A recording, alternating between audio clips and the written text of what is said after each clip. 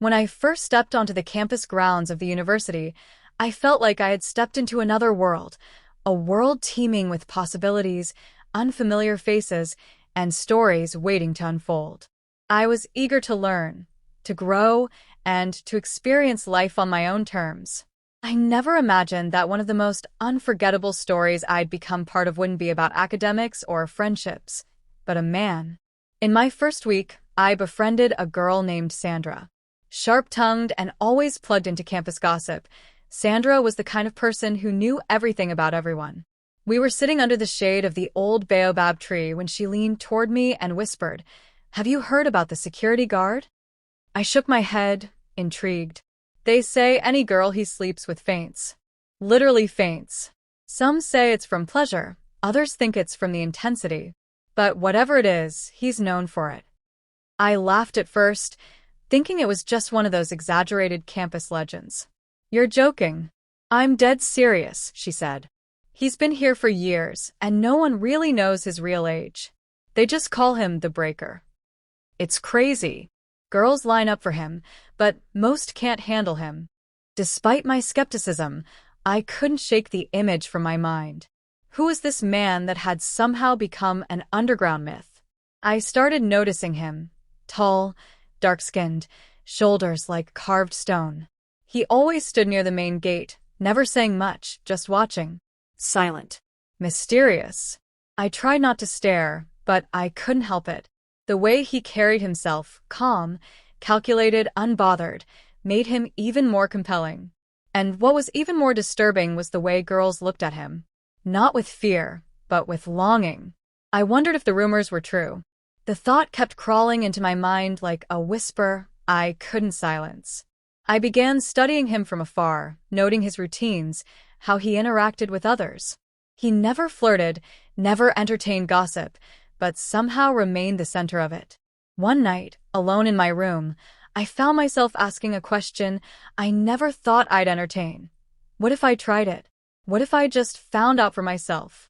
Not because I was desperate for attention, but because I was curious. Deeply, almost irrationally curious. What made him so different? Why did his story carry so much weight? And more importantly, could I handle what others couldn't? I didn't share my thoughts with Sandra. I just kept watching, wondering, waiting. And then one afternoon as I passed him at the gate, he looked at me, really looked at me for the first time. Our eyes locked. There was no smile, no greeting. Just silence.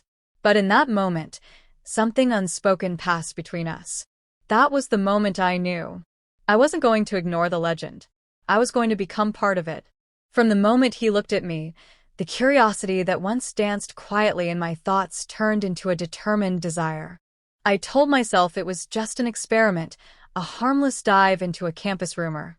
But deep down, I knew it had become something more, something personal.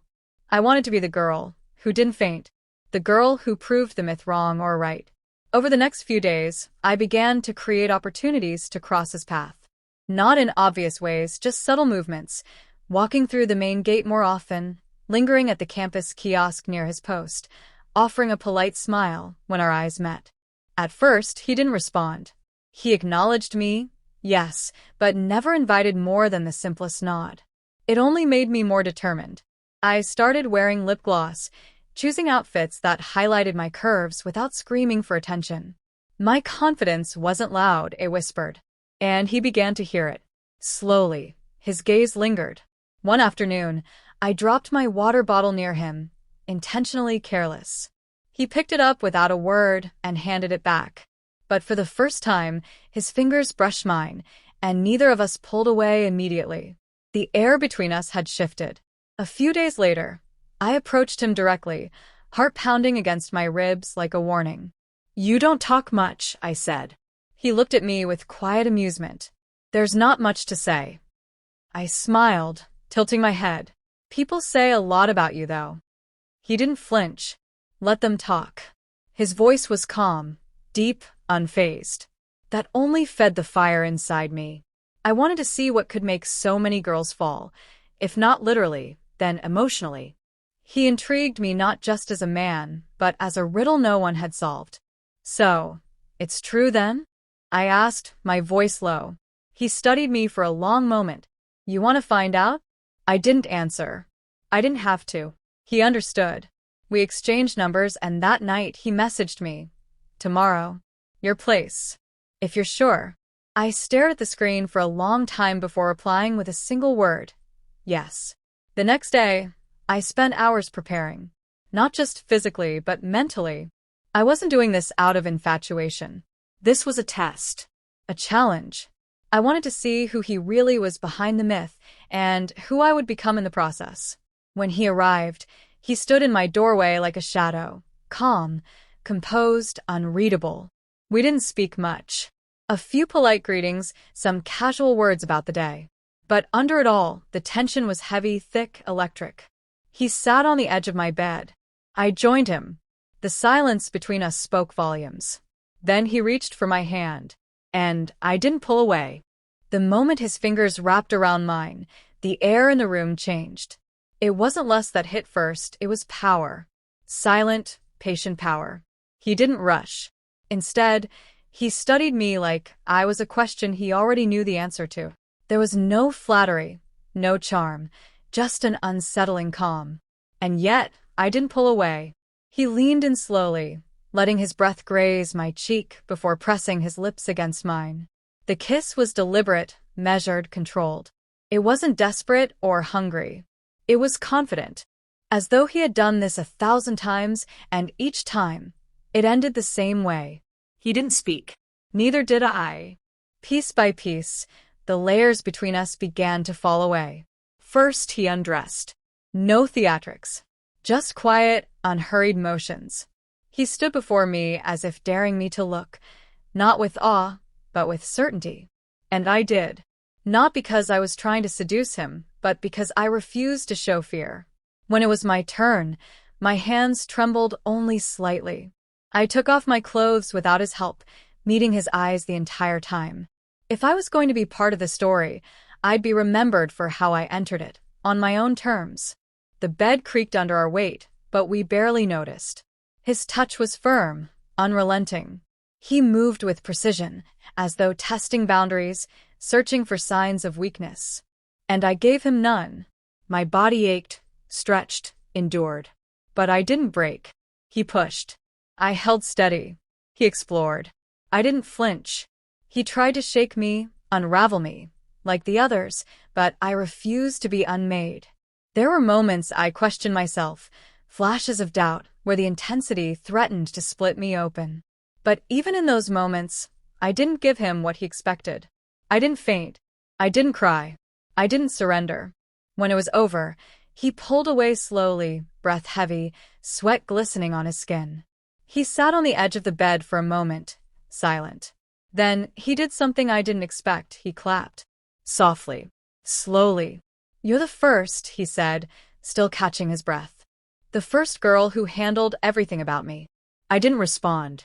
Not because I was speechless, but because I already knew.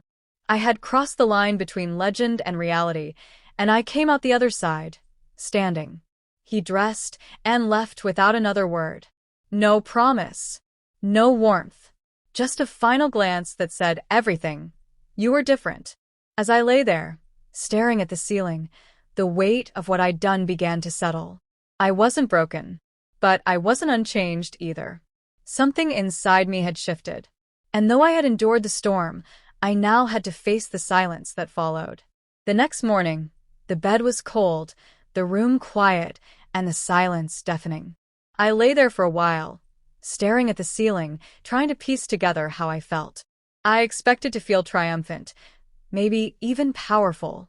But what settled over me instead was a strange stillness, like standing in the aftermath of a storm. I had survived, yes, but something had changed. When I told Sandra, her reaction was instant.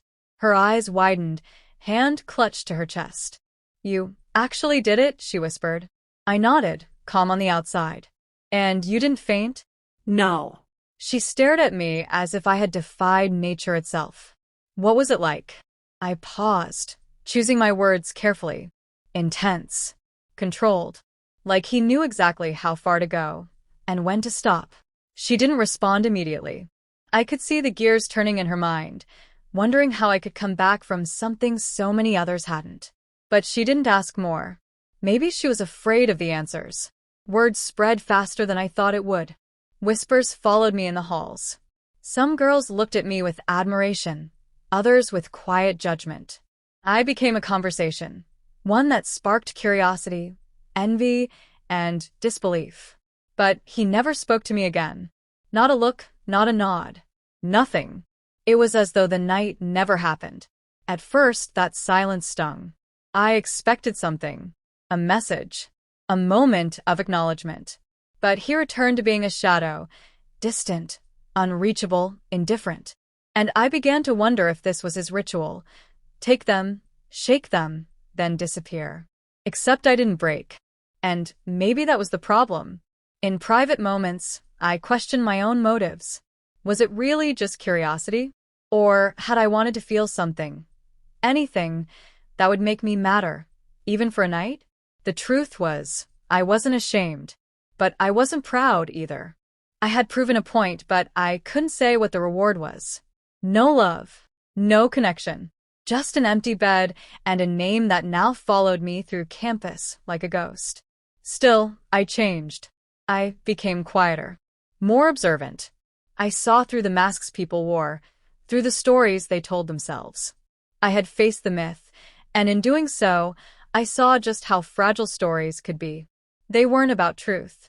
They were about fear, power, and the people willing to test the edge of them. They said he made girls faint. But I didn't faint. I endured. And in enduring, I became something he didn't expect, someone who saw him for what he really was, a man, not a legend. And maybe, just maybe, that was what made him turn away.